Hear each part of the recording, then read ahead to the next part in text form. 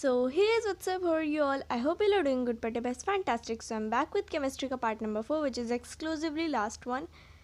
ये class 6, 7 and 8 के लिए है. चैप्टर का नेम है एयर एंड एटमॉस्फेयर. ये भी आप लोग को याद हो गया होगा. इस पार्ट में हम लोग पढ़ेंगे air pollution, acid rain, rusting और बाकी थोड़ा थोड़ा रिमेनिंग पार्ट जो भी रह गया था. So let's get started. तो स्टार्ट करते हैं हम रस्टिंग से. देखो, जब ब्राउन फ्लेकी से सब्सटेंस आयरन को या फिर किसी भी मेटल को कोट कर लेता है तो वो प्रोसेस रस्टिंग कहलाता है. ठीक है. अब देखो, इससे क्या होता है, रस्टिंग से क्या होता है कि आयरन या फिर जिस भी मेटल पे रस्ट लगा है वो वीक हो जाता है. और जैसे जैसे टाइम बीतेगा वैसे वैसे आपको वो रस्ट ब्राउन फ्लेकी से सब्सटेंस फॉल ऑफ होते हुए भी दिखेगा. ठीक है. अब कुछ कंडीशंस होती हैं जो काफ़ी ज़्यादा नेसेसरी होती हैं रस्टिंग के लिए, क्योंकि अगर ये कंडीशंस नहीं होंगी तो रस्ट नहीं लगेगा. जैसे फर्स्ट इज़ मॉइस्चर भी प्रेजेंट होना चाहिए और ऑक्सीजन यानी कि एयर भी प्रेजेंट होना चाहिए, तभी आयरन पे या किसी भी मेटल पे रस्ट लगेगी. ठीक है. अब एक लाइव एग्जांपल देखते हैं. सी, ये सेफ्टी पिन दिख रही है, इसके टॉप पे देखो तो यहाँ पे आपको बहुत हल्का सा ब्राउन कुछ दिख रहा होगा, राइट. तो ये रस्ट है. अभी ये फर्स्ट स्टेज है. आगे चल के क्या होगा कि ये सेफ्टी पिन इतनी ज़्यादा वीक हो जाएगी कि अपना काम छोड़ देगी और आपको रस्ट से फॉल ऑफ होते हुए दिखेगा. देन ग्रेजुअली ये बहुत ज़्यादा वीक होके पूरा ख़राब हो जाएगा. देखो, बेसिकली रस्टिंग की एक इक्वेशन होती है which is Fe+O2+H2O forms iron oxide, यानी कि iron plus oxygen plus water forms iron oxide. Iron oxide का मतलब होता है हाइड्रेटेड आयरन या फिर रस्टेड आयरन. ठीक है. हाइड्रेटेड आयरन को हम रस्टेड आयरन या फिर रस्ट लगा हुआ आयरन ये सब भी बोलते हैं. अब देखो, एक क्वेश्चन आएगा कि मॉइस्चर और ऑक्सीजन ये तो एटमॉस्फेयर में, एयर एंड एटमॉस्फेयर में तो प्रेजेंट ही है ना, तो आयरन को हम प्रिवेंट कैसे कर सकते हैं रस्ट लगने से. तो हम प्रिवेंट ऐसे कर सकते हैं अगर हम उसे कुछ नेसेसरी कंडीशंस प्रोवाइड करें जिससे कि वो रस्ट ना लगे. जैसे फर्स्टली हम आयरन पे ऑयलिंग कर सकते हैं. ठीक है. ऑयलिंग हमारे डे टू डे लाइफ में यूजुअली करी जाती है आयरन पे. देन सेकेंड हम कर सकते हैं उस पर मेटल पेंट कर सकते हैं और काफ़ी करा भी जाता है. थर्ड है गैल्वेनाइजिंग. गैल्वेनाइजिंग एक प्रोसेस होता है. अब ये स्पेलिंग मिस्टेक मत करना, ठीक है. यहाँ पे एल की जगह एन होगा. ये मैंने भी एग्जाम में कही थी तो मैं मार्क्स कटे थे, सो रिमेंबर. ठीक है. Anyways, back to the topic. Galvanising में क्या होता है कि हम आयरन पे जिंक की कोटिंग करते हैं जिससे क्या होता है कि आयरन पे रस्ट नहीं लगता है. तो यहाँ पे हमारा रस्टिंग का टॉपिक फिनिश होता है. Now let's move to the acid rain. Okay, अब हम पढ़ते हैं एसिड रेन. देखो, एसिड रेन जो है ये काफ़ी ज़्यादा मैसिव प्रॉब्लम है हमारे अर्थ के लिए. ये काफ़ी हार्मफुल है और ये इंडस्ट्रीज़ की वजह से होता है. Like industries are the reason of acid rain. अब ये होता कैसे, इसका प्रोसेस समझते हैं. देखो, जब सल्फ़र या नाइट्रोजन के जो ऑक्साइड्स होते हैं वो फॉर्म हो जाते हैं एटमॉस्फेयर में. अच्छा, ऑक्साइड्स फॉर्म कैसे होते हैं सल्फ़र, नाइट्रोजन वगैरह वगैरह के. देखो, जब इंडस्ट्रीज़ में कोल्स या फिर ऑयल या फॉसिल फ्यूल्स को बर्न करते हैं तो ये ऑक्साइड्स फॉर्म होते हैं. फिर क्या होता है कि यही ऑक्साइड्स रेन वाटर के साथ डिज़ोल्व होने लग जाते हैं. और एक चीज़ याद रखना, ये चीज़ ध्यान देना कि जब ऑक्साइड्स ये डिज़ोल्व होते हैं तो ये अपने अपने एसिड फॉर्म कर लेते हैं, जैसे sulphuric acid, nitric acid, nitrous acid. ठीक है, ये सब. और ये काफ़ी ज़्यादा हार्मफुल एसिड्स हैं फॉर अस. ठीक है. फिर क्या होता है, नाइट्रिक एसिड वगैरह काफ़ी हार्मफुल एसिड्स हैं. ठीक है. फिर क्या होता है कि जब रेन होती है उस पर्टिकुलर एरिया पे तो वो रेन वाटर के साथ में एसिड नीचे आते हैं. फिर ये काफ़ी हार्म करते हैं हमने ह्यूमन बींग्स को, सारे लिविंग ऑर्गेनिजम्स को, एक्सेट्रा. ठीक है. एक रिवीजन करते हैं फटाफट से.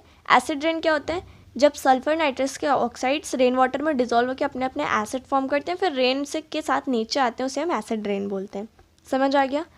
अच्छा, पता है एक फन फैक्ट बताऊँ, ये लिविंग ऑर्गेनिजम्स को तो इफेक्ट करता ही है एसिड रेन, पर क्या आपको पता है कि ये बिल्डिंग्स जो होती हैं, जैसे बिल्डिंग्स हो गई या जितने भी आर्किटेक्ट्स होते हैं उनको भी काफ़ी ज़्यादा इफेक्ट करता है. कैसे? सी, एक एग्जाम्पल है मेरे पास ताजमहल का. ताजमहल जो है वो कोरोड हो गया था due to acid rain. Corrode कैसे? सी, जब ताजमहल के ऊपर एसिड रेन हुई तो ताजमहल जो है वो उसका कलर ही चेंज हो गया था. मतलब it was corroded bye acid rain. कैसे? वो वाइट से पूरा का पूरा येलो हो गया था. ठीक है. क्यों? क्योंकि उस पर एसिड रेन हुई थी. और उसके बाद जब उसे रिस्टोर करा गया तो दोबारा से वाइट हुआ था। ठीक है, तो इससे हमें ये पता चलता है कि एसिड रेन कितनी ज़्यादा हार्मफुल हो सकती है। और पता है, इससे हमारे प्लांट्स को भी काफ़ी ज़्यादा डैमेज होता है, और इसी के साथ एसिड रेन भी ख़त्म होता है। ओके, अब हम देखते हैं एयर पोल्यूशन क्या होता है। देखो, एयर का कंटीमिनेट होना, अच्छा कंटीमिनेट क्या होता है? कंटीमिनेट का मतलब होता है पल्यूट हो जाना या फिर ख़राब हो जाना। ठीक है, तो जब एयर कंटीमिनेट हो जाती है, रिमेंबर द स्पेलिंग ऑफ कंटीमिनेशन, जब एयर कंटीमिनेट हो जाती है in the presence of any substance, तो वो प्रोसेस जो है वो एयर पोल्यूशन कहलाता है। ठीक है, अब एक चीज़ यहाँ पे देखना कि जो एयर पोल्यूशन है ये हमारे एटमॉस्फेयर पे काफ़ी ज़्यादा पॉइजनस और हार्मफुल इफ़ेक्ट करता है। इसकी वजह से हमारे एटमॉस्फेयर को बहुत ज़्यादा हार्म होता है, और एयर पोल्यूशन की वजह से हमारे नेचर में फिज़िकल, केमिकल एंड बायोलॉजिकल तीनों टाइप के चेंजेस और ऑल्टरनेशंस दिखते हैं। Due to air pollutions there are physical, chemical and biological alternations in the atmosphere. ठीक है, अच्छा एक चीज़ देखना कि एयर पोल्यूशन हो मतलब कौन से सब्सटेंस है जिनसे एयर पोल्यूशन होता है। वो सब्सटेंसेस हैं जैसे कुछ हार्मफुल गैसेस, डस्ट या स्मोक। ठीक है, तो ये हमारे एटमॉस्फेयर को पूरा रूइन कर देते हैं। अब यही जो गैसेस, डस्ट या फिर ये जो हार्मफुल और पॉइजनस चीज़ें जितनी भी हैं जिनसे हमारे एयर पल्यूट होती है, इन सब चीज़ों को हम बोलते हैं पल्यूटेंट्स। इन पल्यूशन करने वाली चीज़ों को हम पल्यूटेंट्स बोलते हैं। पता है, इन गैसेस, डस्ट और स्मोक को भी छोड़ के हम ह्यूमन बीइंग्स भी काफ़ी ज़्यादा मेजर और बहुत बड़े एयर पल्यूटेंट्स हैं। कैसे? देखो, ह्यूमन बीइंग्स ने इंडस्ट्रीज़ बनाई हैं जिनसे एयर बहुत ज़्यादा पल्यूट होती है, क्योंकि इंडस्ट्रीज़ में जो फॉसिल फ्यूल्स बर्न होते हैं वो काफ़ी ज़्यादा हार्मफुल होते हैं। For example, sulphur dioxide. Sulphur dioxide जो है वो फॉसिल फ्यूल्स और कोल, पेट्रोल, डीजल इन सबको बर्न करने से बनती है। सल्फ़र डाइऑक्साइड पता है क्या करता है कि एटमॉस्फेयर में मिक्स होकर हमारे इन्फ्लेमेशन करता है और इरिटेशन करता है हमारी eyes, nose, throat and lungs में। और कंसनट्रेशन ऑफ सल्फ़र डाइऑक्साइड अगर हाई हो जाए तो हमारे लंग फंक्शन करना बंद कर देंगे, और ये अस्थमा अटैक भी आ सकता है आपको, हार्ट डिसीजेस भी हो सकते हैं और व्हाट नॉट। सेकेंड हम देखते हैं एग्जाम्पल हमारा कार्बन मोनोऑक्साइड। अच्छा, कार्बन मोनोऑक्साइड एक बहुत ज़्यादा टॉक्सिक गैस है, पता है आप लोगों को, क्योंकि इसकी वजह से काफ़ी ज़्यादा डेथ्स भी होती हैं इन विंटर्स, बिकॉज हम लोग को मतलब कुछ लोगों को पता नहीं रहता है, तो वो सारे खिड़की दरवाजे बंद करके आग जला लेते हैं, और आग से कार्बन मोनोऑक्साइड बहुत ज़्यादा प्रोड्यूस होती है, और ऑक्सीजन कहीं से आ नहीं रही होती तो पीपल की डेथ हो जाती है। थर्ड एग्जाम्पल हम देखते हैं ओजोन। ओजोन जो है, ओजोन को इनहेल करने से हमारे रेस्पिरेटरी ट्रैक्ट में बहुत ज़्यादा इन्फ्लेमेशन होती है, जिससे ब्रोंकाइटिस तक हो सकता है, क्रोनिक ब्रोंकाइटिस वगैरह, और हेडेक्स भी होते हैं सेवेरल। ठीक है, नेक्स्ट हम देखते हैं हमारा ऑक्साइड्स ऑफ नाइट्रोजन। नाइट्रोजन के ऑक्साइड्स नहीं बताए थे अभी, जैसे नाइट्रिक ऑक्साइड, नाइट्रोजन डाइऑक्साइड, तो इन सब से पता है क्या होता है, अस्थमा और ब्रोंकाइटिस तक हो जाता है। अब हम देखते हैं अपना next topic which is global warming. देखो, हम लोग को पता है कि जो हम ह्यूमन बीइंग्स हैं, हम ह्यूमन बीइंग्स क्या करते हैं कि हमारी एक्टिविटीज़ की वजह से कार्बन डाइऑक्साइड की कंसनट्रेशन डे बाय डे बढ़ रही है, मतलब कंटिन्यूसली। कार्बन डाइऑक्साइड क्या करता है कि ये सन की हीट को एब्जॉर्ब कर लेता है, और इसी एब्जॉर्ब्ड हीट को रिफ्लेक्ट बैक नहीं होने देता है। ठीक है, कार्बन डाइऑक्साइड सन की हीट को एब्जॉर्ब करके रिफ्लेक्ट बैक हो नहीं देता है स्पेस में। इसकी वजह से क्या होता है कि यही एक रीज़न है जिसकी वजह से ग्रेजुअली हमारे एवरेज टेम्परेचर अर्थ का इंक्रीज़ हो रहा है। तो ग्लोबल वार्मिंग का टॉपिक यहाँ पे ख़त्म हो गया। अब हम देखते हैं अपना next topic which is green house effect. ये टॉपिक्स मैं बहुत शॉर्ट में एक्सप्लेन कर रही हूँ क्योंकि ये बहुत ईजी सा कॉन्सेप्ट है, बस समझने की देर है। एनीवेज, तो देखो ग्रीन हाउस इफेक्ट में क्या होता है। अच्छा, इतना तो पता ही होगा ना कि जो सन की रेज आती हैं वो हमारे अर्थ की सरफेस को वार्म करती हैं। अब फटाफट से ये टॉपिक भी समझते हैं, फिर लास्ट टॉपिक पढ़ेंगे और फिर ये चैप्टर ख़त्म।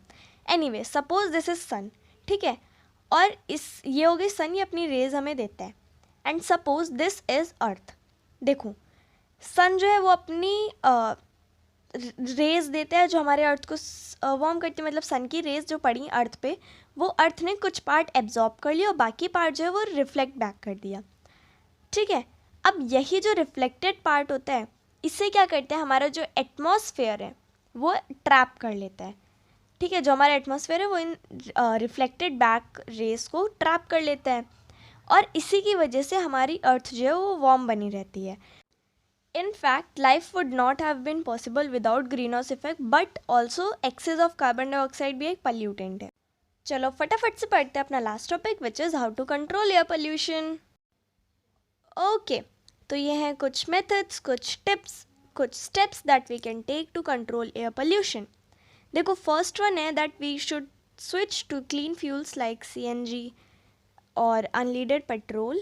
आपको पता है कि CNG का फुल फॉर्म क्या होता है? Compressed natural gas. देखो, हम CNG या अनलीडेड पेट्रोल जैसे क्लीन फ्यूल्स पे हम स्विच कर सकते हैं. नेक्स्ट है हमारा plant trees and take care of those who are already present. देखो, हमें पेड़ तो लगाने ही चाहिए बट उसके साथ साथ हमें उनकी केयर भी करनी चाहिए जो ऑलरेडी हमारे नेबरहुड में प्रेजेंट है, जो हमारे घर के आसपास प्रेजेंट है, etcetera. Now last point is industries जो हैं उनको रेजिडेंशियल एरियाज से दूर लोकेट होना चाहिए, वरना ऑफकोर्स हमारे नेचर को बहुत ज़्यादा हार्म होगा और डैमेज होगा.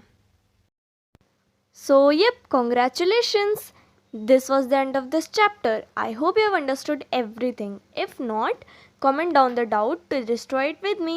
Don't forget to share it with your best friends. Subscribe and bye bye.